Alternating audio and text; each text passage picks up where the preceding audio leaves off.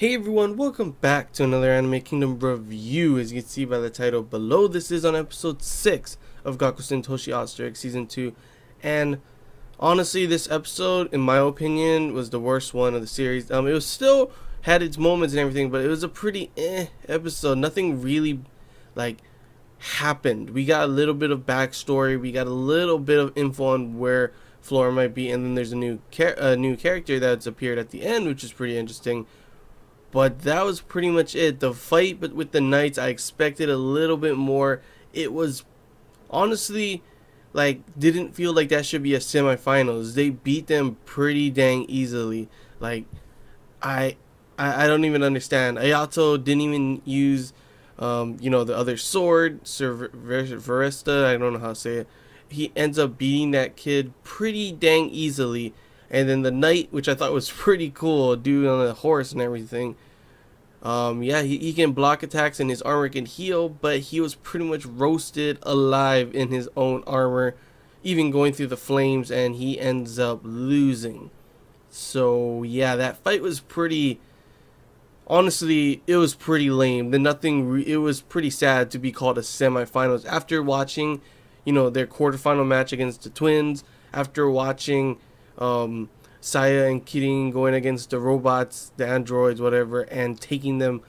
It was a super hard fought match, and then you go to this semifinals, and it's like, what the hell? It's kind of just like, yeah, we all knew that Ayato and Eulis were gonna go to the finals, but I didn't expect the fight to be that. It was that fast and that just easy for them, considering they couldn't use the full power of Ayato because he didn't have the sword. He couldn't use the sword because obviously Flora is missing still yet.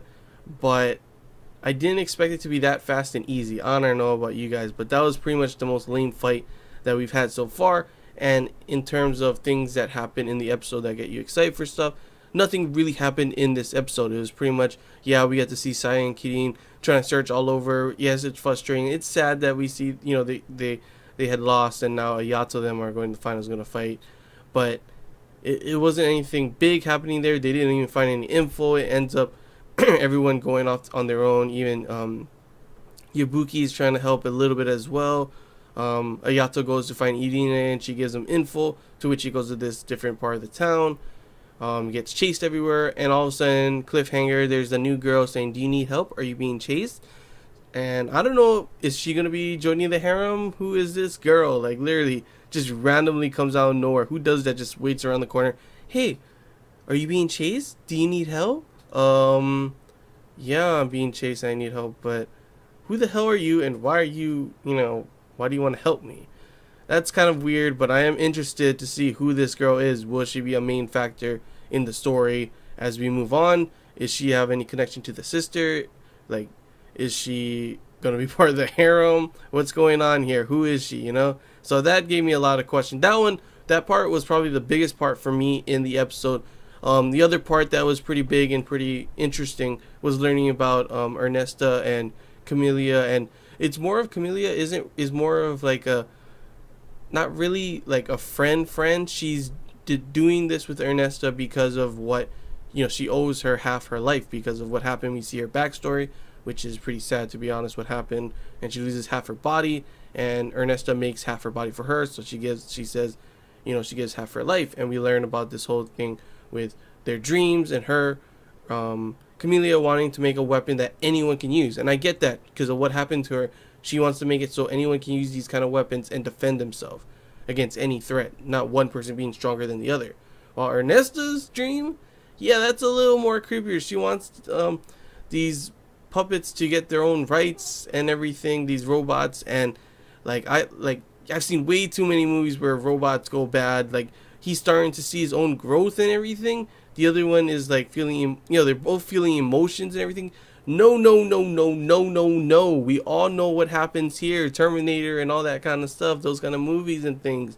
That's not a good idea. You want these things to have rights. You want them. They're going to get smarter and smarter and smarter. And then all of a sudden they're not going to need humans. And they're going to take over kind of thing. Sorry, but I do not want that to happen, Ernesta. Your dream is kind of crazy. That's all I got to say. But it was pretty interesting to see the robots, like, learning more and more. And like ARD kind of wants, he wants to keep his scar as a reminder of his growth, kind of thing, with the fight with Kirin, and the other one, what is her name? RM something. RMC wants she wants to admit she's embarrassed when they're transforming because it kind of exposes her, so she wants to make it so they're closer when they do it. So that's interesting as well. It's interesting in that fact of the development with the whole Ernesta Camellia thing. We definitely did not know anything about them. I wish they kind of put that somewhere else, because I would rather have more of an episode to look for Flora, just focus on that kind of stuff. That didn't need to be here in this episode. It kind of felt out of place in my opinion. Could have been like before or something like that. And then I don't know. It just felt like it took away time that they could have been focusing on the Flora kind of thing, which is the main thing. And I feel like it didn't really go anywhere. No one found any evidence on where they are, except maybe Ayato got a little bit off of Irine on where to go, and like he finds this girl that wants to help now. So that was pretty much it. Nothing really happened in this episode, if in terms of moving the story forward, really, to be honest. But yeah, that's really all I got to say about the episode. Overall, not really the best episode, probably the worst so far in the season. Still okay, still had some interesting things, like the cliffhanger at the end. I'm wondering who the hell this girl is and everything, and how big of a factor would she be. Will she join the harem? And then of course we got to learn a little bit about Ernesta and Camellia, which is pretty dang interesting as well, and learning about these robots getting more and more smarter. Gotta destroy them in the finals. Hopefully Ayato them just completely annihilates them or something. I don't know. But yeah, I don't know about that. I don't know about them becoming students and becoming pretty much having their own lives and rights kind of thing. I know people are like, hey, robot rights. No, you've seen too many movies. You know what happens when that happens. But yeah, that's pretty much all I gotta say, guys. Hope you guys enjoyed this Anime Kingdom review. If you have any questions, feel free to comment below. If there's anything missed and you want to talk about, comment below as well. And until next time, guys, see ya.